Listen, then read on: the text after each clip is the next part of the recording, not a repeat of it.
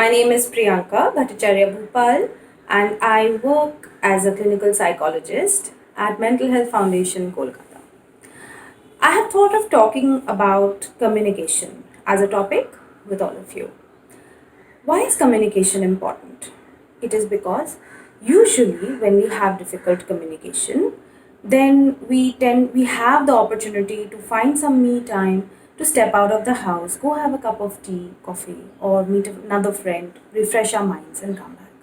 But now during the lockdown, once we are stuck with a difficult communication, what happens is we are stuck in the same atmosphere.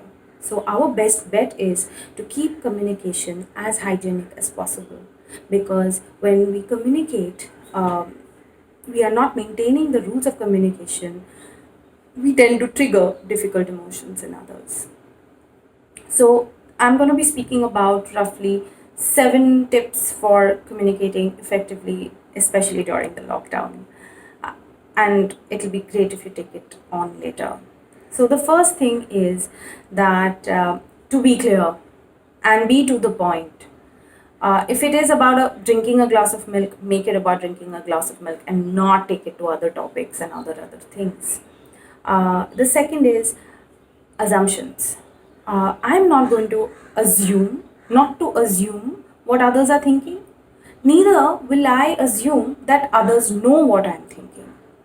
Both ways, I need to ask the other person whether what I'm thinking is in fact what they are thinking or not. And the second part is I'm going to say that this is what I need and this is what I think. And it is only then that the other person will know for sure that this is what you want. So next time you want help with the pile of dishes, know that nobody is going to assume that you're having a hard time and come and help. They are perfectly happy letting you do it. You have to go and ask for it. Only then it comes. And that way communication is excellent. The third point is, minding our tone.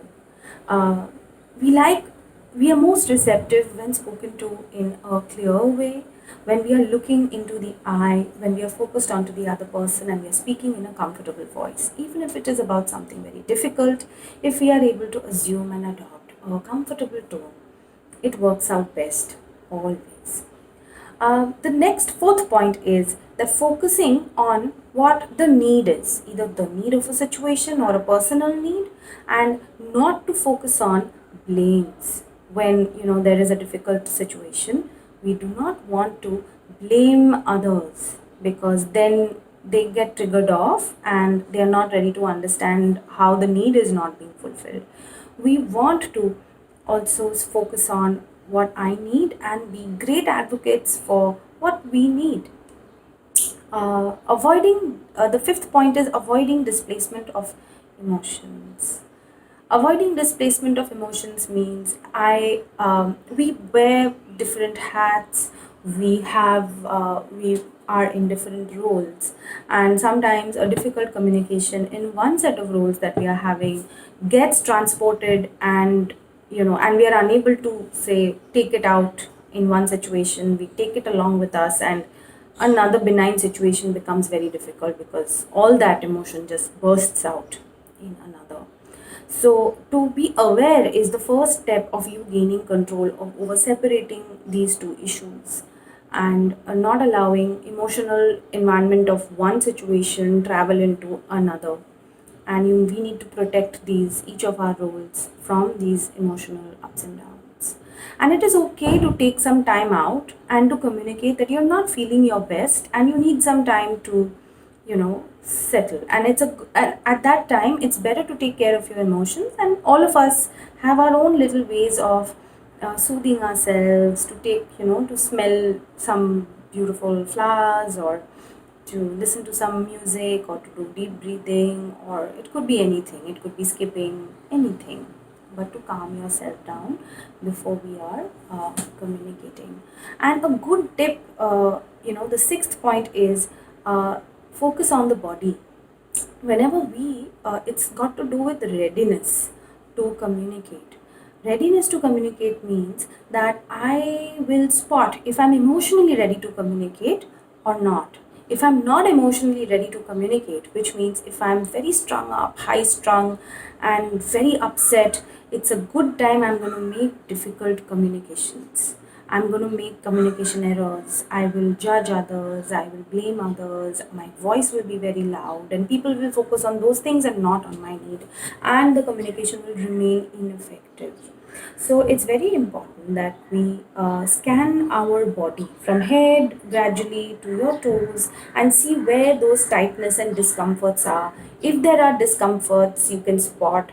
Do not speak at that point. Hold on. Wait for 5, 10, 15 minutes depending on what your pattern is, and again calm yourself down and then be ready and then talk, and also be mindful that the person you're communicating to also needs to find that readiness. It's not just about you finding your readiness.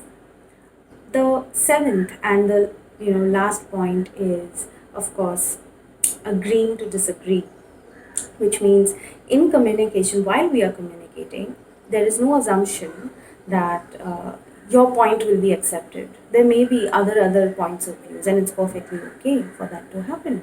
And if we leave little room in our headspace that yes, there will be different opinions and different ideas related to the same topic, we will never feel that urge to always have our way, and be accepting of diverse opinions. I think that is how we can keep our communication healthy and atmosphere ready to have all of us an inclusive atmosphere. Thank you.